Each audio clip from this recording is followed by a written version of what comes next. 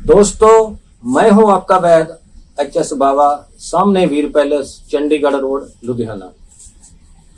आयुर्वेद अपनाएं, जीवन बचाएं। हम भी परमात्मा के आगे अरदास करते हैं कि आपका जीवन तंदुरुस्त रहे। दोस्तों, आने वाली वीडियो को देखने के लिए चैनल को सब्सक्राइब करें, लाइक और कमेंट शेयर जरूर कर दें।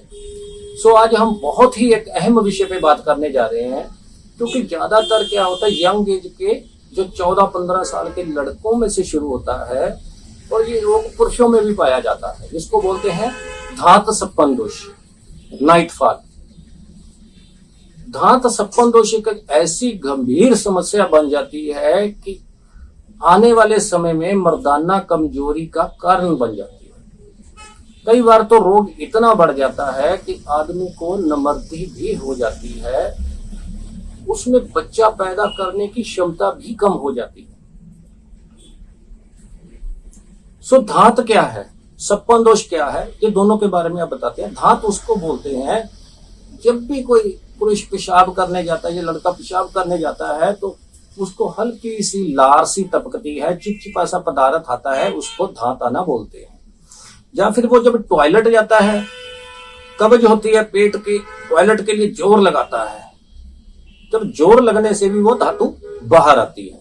अब आगे सप्पन दोष क्या है। सप्पन दोष वो है जो सपना आने के कारण वीर्य बाहर आता है। सप्पन दोष उन लोगों को होता है जो अश्लील मूवी देखते हैं, अश्लील किताबें पढ़ते हैं, तो उनके अंदर अश्लील विचार पैदा हो जाते हैं। वो जैसे ही वो सोते हैं, हल्का सा सपना आता है, वीर्य बाहर आ जाता है। इन रोगों की निशानियां क्या हैं वो बताते हैं आपको।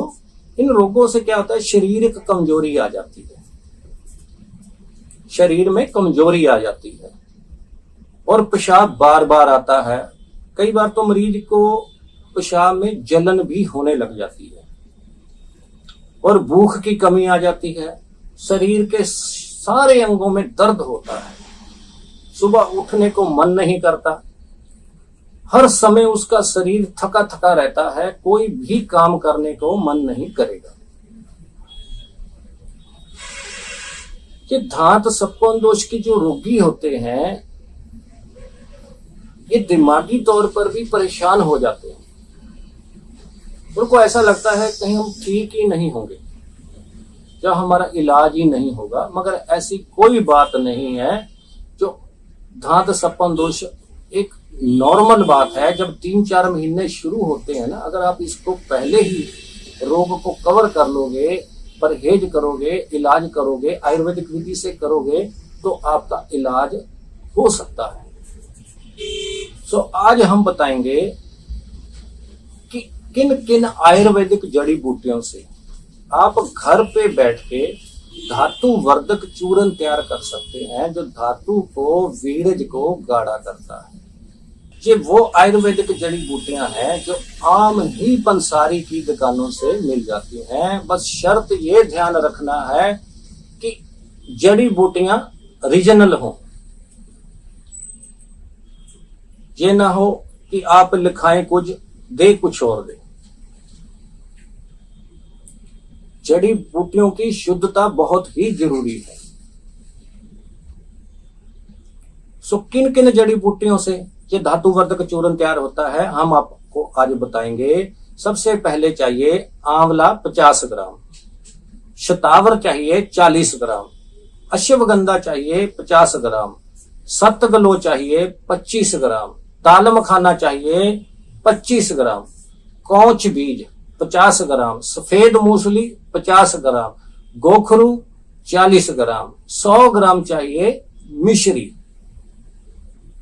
इन सब आयुर्वेदिक जड़ी बूटियों को इकट्ठा करके एक लोहे के बर्तमान में डाल देना है और उसको अच्छी तरह जब आप कूटोगे तो बिल्कुल पतला पाउडर चूर्ण की तरह ये ऐसा बन जाएगा। और इसको 150 से 2 महीने के अंदर आपकी जो धात सप्पन दोष की समस्या है उससे आपको राहत आएगी। अब खाना कैसे है? सुबह खाने के बाद, सुबह खाने के 1 घंटे बाद आधा चम्मच ताजे पानी से लेना है। फिर शाम को खाने के बाद आधा चम्मच ताजे पानी से लेना है। ये तो हो गया खाने की विधि। इसका असर है जो आयुर्वेदिक जड़ी बूटी का, ये आप भूल जाएं कि 5 से 7 10 दिन के अंदर सप्पन दोष का इलाज हो जाएगा। 5 7 10 दिन के अंदर तो इस रोग का असर शुरू होता है। 15 20 दिन के अंदर आपको फर्क आने लगेगा। 1.5 से 2 महीने 2.5 महीने तक इसका कोर्स करना पड़ सकता है आपके रोग के अनुसार। अब हमने देखना है भी इसमें परहेज क्या करना है, क्योंकि जो धात सप्पन दोष का रोग इतना हुआ है, इसमें सबसे बड़ा कारण है कि हम खाने पीने का ध्यान नहीं रखते। खाने पीने का ध्यान नहीं रखते। सबसे पहले इसका जितना आयुर्वेदिक जड़ी बूटी इस पे असर करेगी, उतना ही 50% आपका परहेज काम करेगा। 50% दवाई असर करेगी, 50% आपका परहेज काम करेगा। अगर तो रोग 3-4 महीने से है, 5 महीने से है, 6 महीने से है, आपका रोग इसी जड़ी बूटियों से कवर हो जाएगा। अगर ज्यादा टाइम से हो गया है, साल 2 साल 3 साल 4 साल से 5-5 साल से भी आ जाते हैं, तो ऑन द स्क्रीन हमारा नंबर चल रहा है। आप हमारे पे फोन पे बात कर सकते हैं या व्हाट्सएप पे भी मैसेज भेज सकते हैं। अब परहेज क्या करना है? शराब, मीट, अंडा, बाजार की खट्टी तली चीज, दूध, फ्रूट, जूस भी नहीं लेना। दूध, फ्रूट, जूस भी नहीं लेना। आपने सिर्फ सिंपल दाल, सब्जी, चावल, फुल्का ये लेना है। हरे सलाद का सेवन करना है। और एक बात का ध्यान रखना है कि जो धात सप्पन दोष के रोगी होते हैं, उनका जो शाम का खाने का टाइम है वो सूरज छिपने से पहले होना चाहिए।